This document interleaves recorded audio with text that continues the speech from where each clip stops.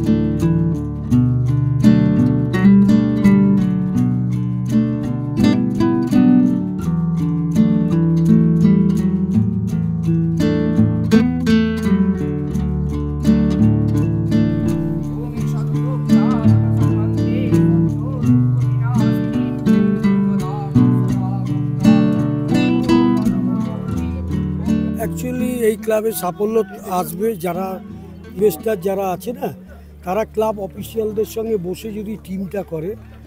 Main হলো foreigner, 6টা foreigner থাকবে, 4 জন খেলতে পারবে। ফরেনারই কিন্তু ফারাক গড়ে দেবে।